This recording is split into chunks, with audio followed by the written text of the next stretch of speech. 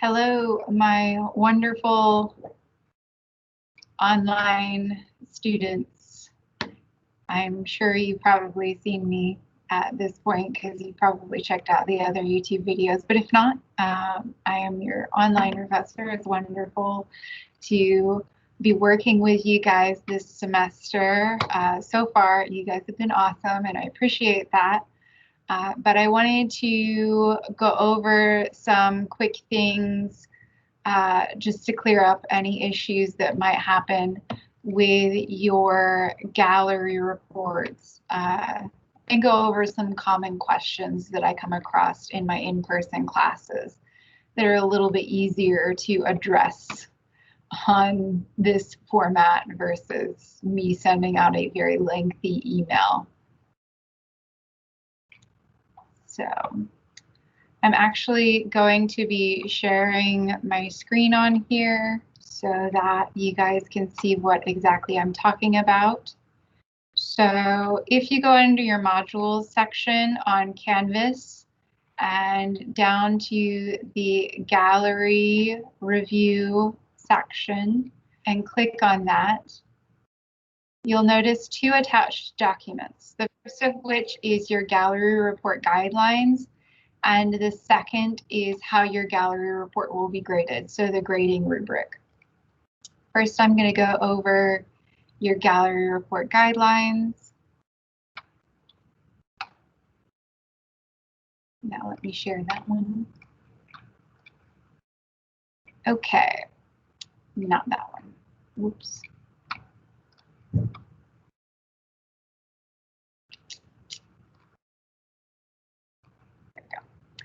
All right, so here are the guidelines for that gallery report. Some basics. Your paper does need to be double spaced. Proofread it very carefully.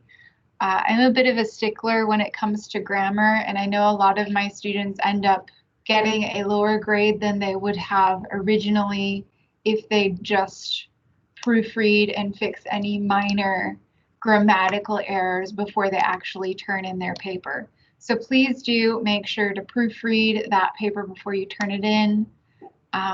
Easy way to proofread is to read it out loud to yourself or have a friend or family member read it and see what's going on with it. Make sure to use roughly a 12-point font when writing, and preferably a legible font such as Times New Roman. And your paper needs to be at least 400 words. 400 is the bare minimum. You don't get an A with the bare minimum. I'm sure you probably know that. There is no max on the length, so you can make it as long as you want, but usually it takes about 2.5 pages double-spaced 12-point Times New Roman font to get everything that you need to get into this paper to make a A on it. Of course, when writing, you will include your introductory paragraph. Your introduction should include a catchy opening sentence, as well as your thesis statement and topic sentences, and then a transition into your part one of your paper. Part one of your paper, you will be identifying the exhibition and covering the overall information that needs to be covered in that section. So what is the overall feeling of this exhibition that you're writing about? A little side note is gallery reports are done for magazines, newspapers, and blogs to give people a sense of whether or not they want to actually visit that art gallery beforehand. So if it's something that they don't see the point in seeing, they won't waste their time with it. So keep that in mind while you're writing your paper. Like I said, you need an introduction, and then part one will be an overall review of that gallery. So it will be a self-critique. Because it is a self-critique and based on your opinions, you can use the word I and refer to yourself in your paper, or you can be super crafty and figure out how to write without using the word I, but I'm not going to count against you if you do need to refer to yourself. You're going to write about the exhibition as a whole. Merely writing that I liked it or it was horrible will not be sufficient. You need to focus on providing reasons why you liked it or disliked it. Some possible questions that you can consider are listed below, such as, was there a special purpose to the exhibition, or was there a theme? Most exhibitions will have some sort of overarching theme. You can discuss that theme and whether or not the artworks provided in that exhibition covered that theme properly. That would be a great thing to include in part 1. Also, who were the artists featured? Was it one artist? Was it multiple artists? What sorts of mediums were used? Was it drawing, painting, sculpture? What? Were there multiple mediums? If so, what kinds? How did the exhibit look to you? This is where we get to really opinionated stuff. If you liked it, say why you liked it. It needs to have a sufficient reason as to why. Don't just say I like it or I don't like it. As far as the question of how did the artist relate to the audience, you're probably not going to be seeing an audience because of COVID. Most galleries are not doing audience type shows right now. It's more like an individual person. So that question and the following one probably won't apply for this paper. What, if anything, would have made this easier? You can answer that if you'd like. You don't have to answer all of these, by the way. It's your choice. Did the observer seem captivated? That's another one that you would have to observe an audience, so you're probably not going to be able to answer that one. What value did this exhibit have for you? How was it impactful for you? Why did you choose this gallery? That would be a great question to answer in part 1. After part 1, you'll transition into part 2. In part 2, you're going to choose one single art piece from that exhibition and focus on discussing it. You're going to discuss it using the elements that you've learned in chapters 1 through 9 in your textbook, actually 1 through 13 in your textbook, sorry, such as using the elements of art, so color, line, shape, form, texture, and mass, the principles of design, the media process, how it was made, all of those things are found in those chapters in your textbook.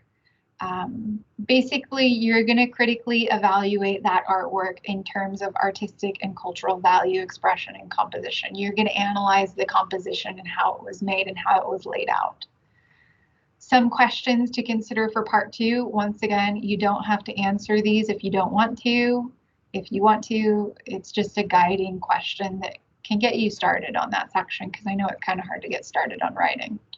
For example, who is the artist and what is the title of the piece? That's always a really good one to include, so I know what you're talking about. What is the medium? What is it made of? Is it 2-dimensional or 3-dimensional? Is it painting or a sculpture? What do you see? Describe it. Was the artwork well executed? Why or why not? Meaning, do you like it? Do you not like it? Does the artist possess skills and seem talented? Why or why not? How do you feel about the artwork? Does it evoke an emotion, make you think, or pose more questions than answers? If so, explain. What colors are emphasized and how do the colors relate to the color wheel? That goes back to the elements of art. Is the design composition constructed? Is there a theme or a message that the artist is trying to get across? And explain why you chose the artwork. Once again, those are just guiding questions. You don't have to answer all of them. Of course, at the end of your paper, you're going to want a conclusion to kind of tie everything up and finalize your thoughts. And of course, you are writing a college paper, so if for whatever reason you use an outside source, you need to cite it. So if you used a quote from your book, you're going to want to cite it. If you used a quote from an online web source, you're going to want to cite it. In this class, we use MLA citation. If you don't know what that is, reach out to me and I can send you a little guide to help you do that.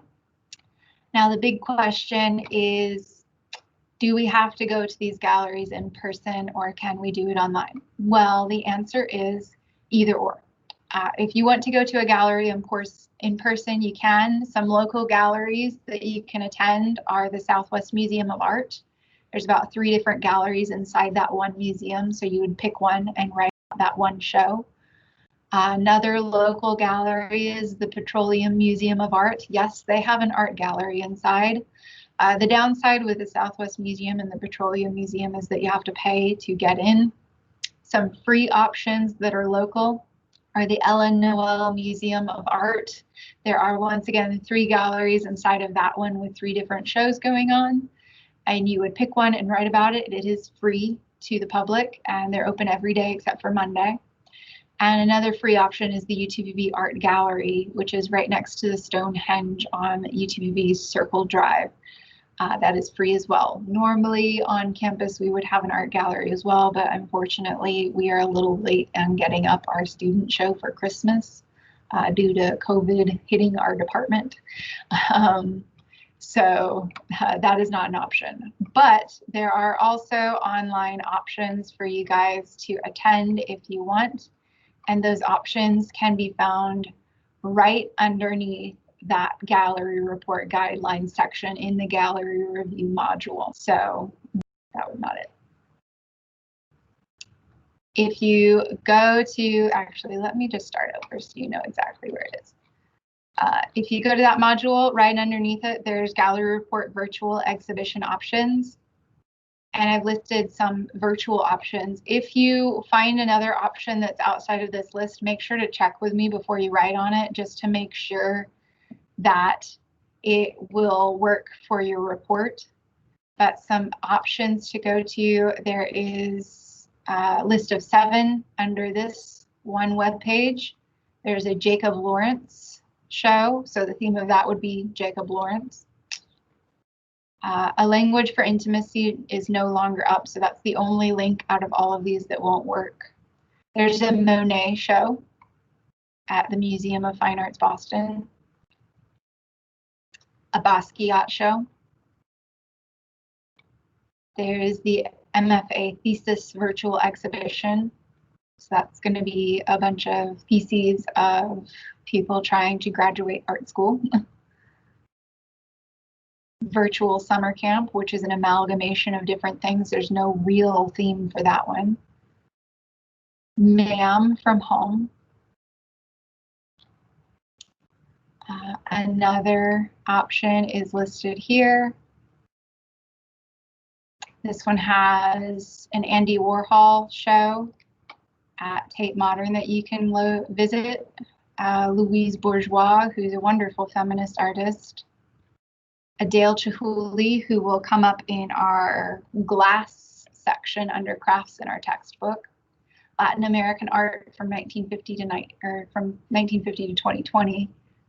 The Courtauld Institute has their gallery on display. The Listen Gallery has their exhibition on display. Hoffa and the Pace Gallery. And yet another list in case that wasn't enough for you. This one has 11 to choose from. And all of these links work as well. But like I said, if you find one that is not on that list that you want, make sure to check with me before you write on it, just so that you don't write about something that's completely wrong. Just because sometimes I have people choose things and it's actually a museum instead of a gallery, and that's really hard to do in a short paper because museums have thousands of artworks and no real theme. So that'd be really hard to write on. If at any point you have questions, feel free to email me. It's probably a question that everyone has, so I'll probably answer to everyone in a message through Canvas. And of course, if you need a Teams meeting set up or some sort of a meeting set up for us to talk through the process together, we can do that as well. Just email me and let me know, and I can set that up for you at any point.